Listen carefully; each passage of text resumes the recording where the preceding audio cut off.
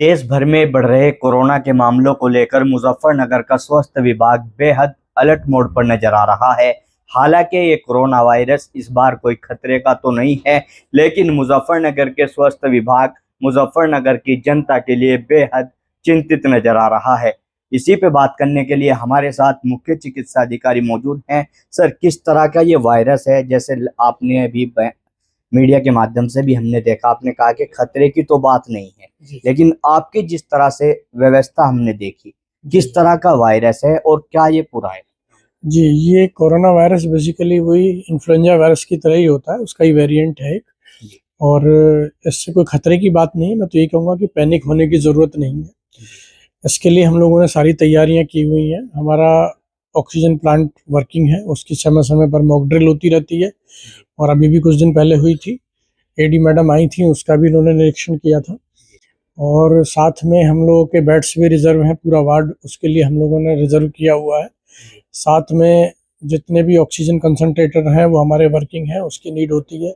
Oxygen cylinders हमारे full हैं, उसकी नीड होगी तो वो भी पूरा है। साथ में हम लोगों ने पीपीई किट, मास्क और वीटीएम, जो कि टेस्ट के लिए ज़रूरत होता है वीटीएम, उसकी भी हमारे पास उपलब्धता है। तो बिल्कुल पैनिक होने की ज़रूरत नहीं है, सारी तैयारियां हैं। और एक ये कहना चाहूँगा कि ये बहुत ही ज़्यादा विरुलेंट वायरस नहीं है, तो बिल्कुल परेशान ना हो।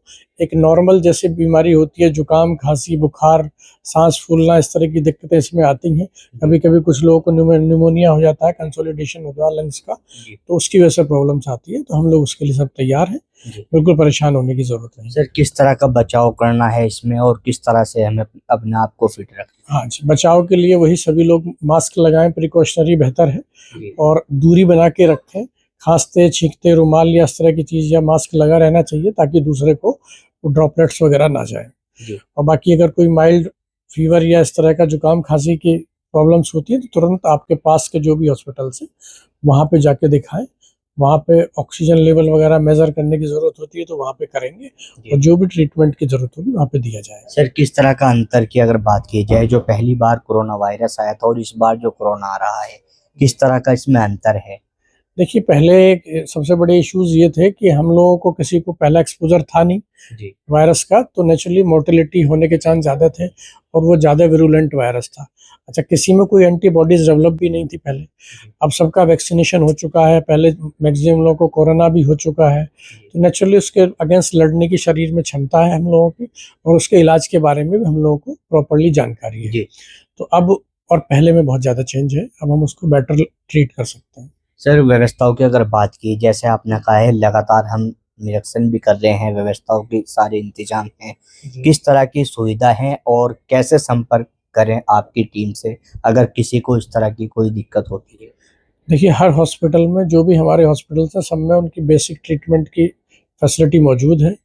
और मतलब नंबर्स, फ़ोन नंबर्स भी सभी के पब्लिक के पास है, तो किसी भी नंबर से भी कांटेक्ट कर सकते हैं और डायरेक्टली हॉस्पिटल आ सकते हैं। कोई भी हमारा स्टाफ हमेशा आपकी सेवा में तत्पर है।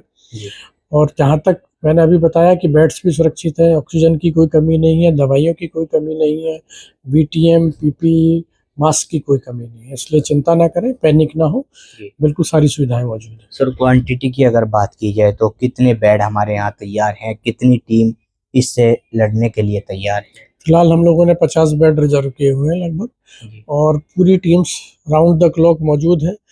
हर सीएससी पे टीम मौजूद है, 3-3 टीम बनाई गई हैं। हर सीएससी पे 12 सीएससी है हमारी, और जिला अस्पताल में भी 3 टीम बनाई गई है। और ज़रूरत पड़ती है तो हम लोग प्राइवेट मेडिकल कॉलेज वगैरह को या प्राइवेट हॉस्पिटल्स को भी उसमें सहयोग के लिए ले लेते हैं। और वो लोग हमेशा पहले भी, जैसे Bharat medical college, Muzaffarnagar medical college ने हम लोगों के साथ मिलकर काम किया था पीछे कोरोना में, तो वो भी लोग भी हम लोगों के कॉन्टेक्ट में हैं, और उन्हें भी हम यूज़ कर सकते हैं। सर, एक नई चीज इस बार आपके कार्यकाल के बाद यहाँ पे देखने को मिली है। अब से पहले जो मुख्य चिकित्सा अधिकारी यहाँ पे रह चुके हैं, और आपके आने के बाद आप खुद मरीजों को देख रहे हैं, ये पहली बार यहाँ पे शुरुआत हुई है। जी, कैसे आपके मन में आया है? एक्चुअली हम लोगों का नेचुरली डॉक्टर होने के नाते पहला काम यही है कि हम लोग मरीज देखें, और मेरे मन में शुरू से ही, बचपन से ही मरीजों की सेवा करने की भावना है, तो मैं वो कभी छोड़ नहीं पाता, इसलिए रेगुलर पेशेंट देखता रहता हूँ। उसका एक एडवांटेज ये रहता है कि हम अपडेट रहते हैं नॉलेज में, और एक मरीज के साथ एक बॉन्डिंग भी बनी रहती है। और भविष्य में भी हम लोगों को रिटायरमेंट के बाद यही काम करना है, तो नेचुरली वो आदत तो छूटनी नहीं है। जी हम चाहते हैं कि जीवन के आखिरी सांस तक मरीजों की सेवा करते रहें। जी। एक नई चीज ये देखने को मिल रही है, ग्राउंड जीरो पर आप लगातार नजर आ रहे हैं, क्या कमियां आपको नजर आती हैं? आप जी मतलब फील्ड में लगातार रहते हैं। देखिए, नेचुरली परफेक्शन 100% क्वालिटी तो एकदम अचीव होना मुश्किल होता है। तो हमारी कोशिश यही रहती है कि हम और क्वालिटी गुणवत्ता सुधार सकें और बेहतर कर सकें। तो कहीं कहीं थोड़ा बहुत कभी कभी स्टाफ एब्सेंट मिलता है। और जहाँ तक फैसिलिटी की बात है, अब हम लोगों ने सारी सीएससीज पर एक्सरे यूनिट सभी लगवाई हैं, 7 एक्सरे मशीन्स आई हैं। और जो एफआरयू हमारी एक भोपाल नहीं चल रही थी, वो हमने चलवाई है। तो 4 एफआरयू जो आपकी पेरीफ्री में है, बुढ़ाना, खतौली, जानसठ और भोपा, ये हमारी पेरीफ्री में है, और एक एफआरयू हमारा जिला अस्पताल है। तो सारी सुविधाएं मौजूद हैं, और हम वो लोग और कोशिश कर रहे हैं कि और बेहतर कर सकें। जल्दी ही आपके खतौली में एक सीटी स्कैन लगाने की उम्मीद है, वो लगेगा जल्दी। उसका इंस्पेक्शन हो चुका है, सारी कार्यवाही चल रही है। और अभी हमने एक जानसठ में एक अल्ट्रासाउंड मशीन भी शुरू करी है। तो सुविधाएं दिन पे दिन बढ़ रही हैं। पिछले 4-5 महीनों में इतना काम हुआ है मेरे टाइम में, तो काफ़ी है। आगे की क्या उम्मीद मुजफ्फरनगर की जनता आपसे लेके चली? हाँ, नहीं, हम पूरी कोशिश में है कि और बेहतर सुविधाएं हो सकें।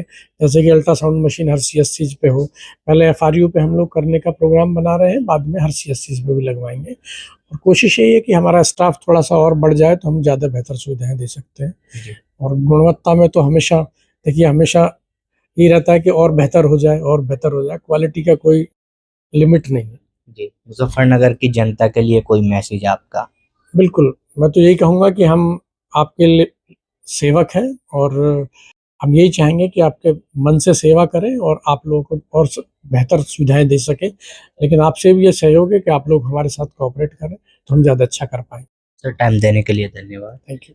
हमारे साथ में मुख्य चिकित्सा अधिकारी मौजूद थे, जो कोरोना को लेकर बता रहे थे किस तरह के कोरोना वायरस है, किस तरह का अंतर पहले और इस बार के कोरोना वायरस में है। और इस बार का जो कोरोना वायरस है वो बिल्कुल भी घबराने वाली बात नहीं है। पूरी तैयारी मुजफ्फरनगर में उसको लेकर कर ली गई है। मैं अपने सहयोगी विशाल के साथ तनवीर मलिक, सचनामा न्यूज़, मुजफ्फरनगर।